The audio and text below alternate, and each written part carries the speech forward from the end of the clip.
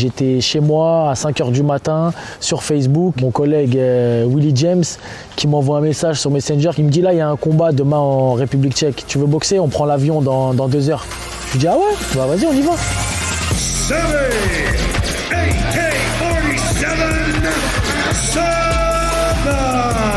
Salut Brut, c'est Sami Sana. Je suis 5 fois champion du monde de kickboxing et boxe thaï. J'ai plus de 150 combats à mon actif. J'ai été élu 3 fois meilleur boxeur de l'année.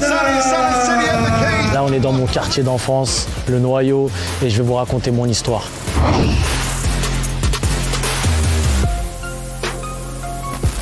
J'ai vécu ici avec ma famille, c'est là où mon père, mes oncles, mes grands-parents ont été depuis le début. C'est là où j'ai commencé à errer un petit peu, tu vois, où j'ai commencé à faire mes petites conneries, les 400 coups. Je suis allé en prison très jeune. J'avais un ami à moi qui s'appelle Lanceau, qui était déjà inscrit dans un club de boxe thaï dans le 17e. Et vu qu'il connaissait mon caractère et mon comportement, il m'a proposé d'aller faire un entraînement avec lui. Et je me rappelle que la veille que j'aille à ce premier entraînement, on était très jeunes, on avait 13-14 ans.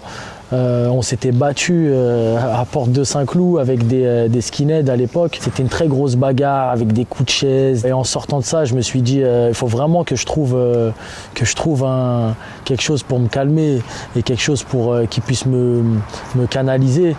Et j'ai fui direct le lendemain à l'entraînement. Ça faisait 1 mois que j'étais inscrit dans le club et j'ai fait directement mon premier combat, alors que généralement ça prend du temps. KO premier round direct. Donc là, à partir de ce moment-là, j'ai vu que c'était fait pour moi, quoi. Je me voyais déjà être un grand champion, donc j'avais un objectif dans la tête qu'il ne fallait pas que je lâche. Donc je pense que ça m'a sauvé. Le moment le plus dur de ma carrière, c'est vraiment quand on ne croyait pas en moi. On ne voulait pas trop que je boxe dans les gros galas ou à l'étranger. Donc ce que je faisais, c'est que moi j'avais une technique, j'allais sur les réseaux sociaux, sur Facebook à l'époque, et que j'allais voir les promoteurs et je leur envoyais des messages. Fais-moi boxer, même gratuitement je boxe, je vais battre ton gars. Je vais lui faire du sale, je vais le mettre KO, vraiment pour attirer l'attention et que le promoteur se dit là on a quelqu'un de hors norme. Avant les rings c'était la rue, après oui, c'est professionnalisé pour faire ça mieux, dans de meilleures conditions. Ça c'est les amis d'enfance, tu connais. J'ai pas du tout une carrière comme les autres. Déjà j'ai jamais été dans le circuit fédéral, j'étais vraiment livré à moi-même. C'était vraiment moi et moi mon club, moi mon entraîneur.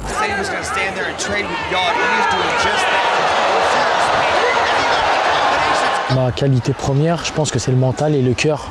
Sur le ring ou dans la cage, j'ai un très très grand cœur.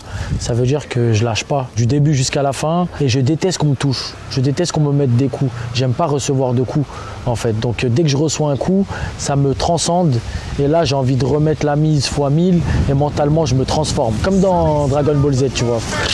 Je me transforme et là je veux ton mal, quoi. J'ai vu un de tes combats, j'étais sur YouTube. Ouais. Je suis galerie. Attends, je remets. Ouais, ça se lave, ça va la famille sinon? Ça va, passe le salam à toi. Ouais, ok, vas-y, quelqu'un qui vient, qui paye un billet pour voir un combat, je sais qu'il veut un gros combat, je sais qu'il veut du feu, je sais qu'il veut du chaud, et je veux qu'il rentre chez lui et qu'il en ait eu plein la vue et qu'il se dise c'était trop bien, tu vois. Donc en fait, je boxe pas que pour moi, je boxe vraiment pour tout le monde. Au début, on a une mauvaise appréhension de moi, due peut-être à mon physique, à comment on me voit sur le ring, dans la cage. Mais en réalité, en dehors du ring et de la cage, je suis tout l'opposé.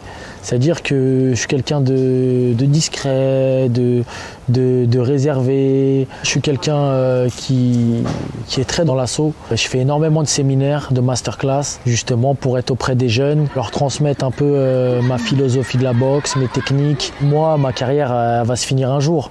Donc il faut la relève. Et pour qu'on soit vraiment performant au long terme, il faut apprendre au nouveau.